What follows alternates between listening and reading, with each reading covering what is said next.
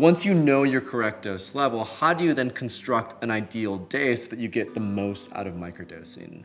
That's what we're going to talk about in this video. And we're going to draw both on my personal experience, but we're also going to discuss what other people in our community have mentioned as being helpful for them in their microdosing protocol and regimen. And so when I started microdosing, I had that intention. But it's not just about the intention. For me, it was also about how am I constructing my ideal day so that when I microdose, I'm getting the most out of it. And so what I noticed is just setting up a simple routine of meditation in the morning, creativity and workflow, in the mid-morning to the early afternoon, going to the gym in the late afternoon, and then cooking dinner or spending time with friends in the evening was my ideal day, because it put me in situations where I was forced to expose myself to new stimuli, to uncomfortable, maybe things like from a social perspective. And since I was on a microdose, it just helped me to be more present with that and go with the flow rather than kind of pushing back against it internally. So as we get into an ideal day, it's important to emphasize there is no one ideal day. Like I mentioned, my ideal day was different because of the reason and the intention that I got into microdosing for. So this is important to keep in mind for yourself. This is just an example, and you might want to work with aspects of it, take some, leave other parts that you can create your ideal day. Because after all, the benefits of a microdosing protocol come from contextualizing microdosing within your own life for your specific needs and intention. So remember that an intention is a conscious aim that's tied to an embodied action in the future. So the more that you can cultivate a deep sense of intention in your microdosing practice, the better off you will be over both, a day-to-day period, but also over a long-term period. A couple more things to remember about setting up ideal days when we microdose. You're only microdosing twice per week. So these ideal days will only be, at the most twice per week.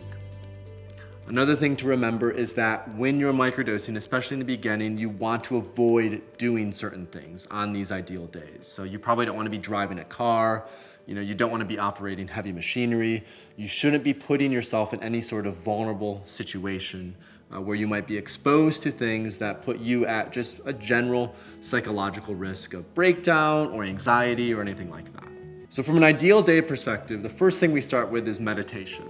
And that's best done first thing in the morning, right after you wake up. It could be before or after your microdose.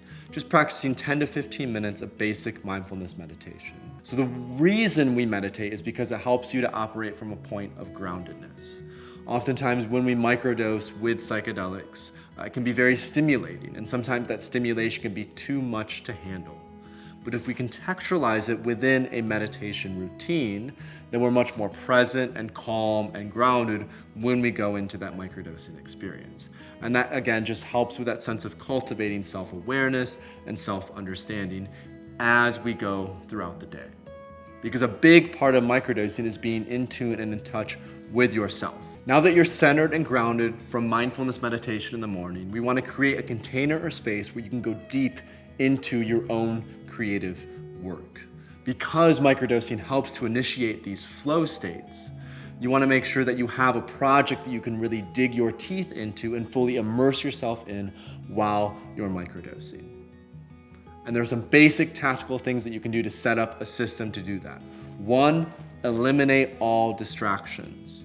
So make sure that you're not going on social media, that you're not going on email, and that you have a work environment that is conducive to focus. It shouldn't be in a loud cafe somewhere, but it should be somewhere where you can find some quiet space. And two, know what you're getting into. That sense of the creative project that you're working on should be predetermined the day before or a couple days before, and it should already be queued up for you, so that when you are operating from that point of centered and groundedness, you can dive right into that creative work project and just become completely immersed as soon as possible. So now that you're operating from a point of groundedness from the meditation, you've gone through an extensive work period during the day, your brain's a little tired, now it's time to take care of your body. And we know that microdosing helps to increase energy, it helps to improve coordination, increase your sense of bodily awareness. So we want to put that energy to good use by starting to cultivate a fitness routine. It could be yoga, it could be CrossFit, it could be just going to the gym, it could be a walk in nature. Cultivating that fitness routine is important. But of course, it's not just about what you're doing with your body, but also what you're putting into your body, what you're eating.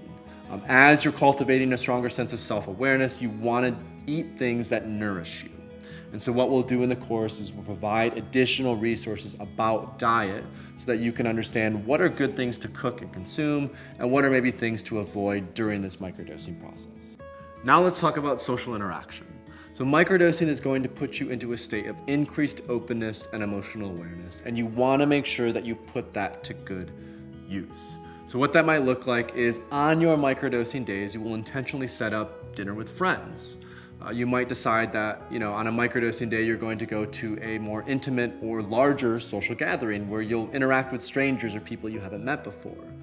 Finally, you might just set up an intimate sort of date. It could be a first date, it could be a date with someone that you've been with for 30 years, but just again, seeing how microdosing works in those aspects of emotional intimacy will be very valuable for your microdosing protocol.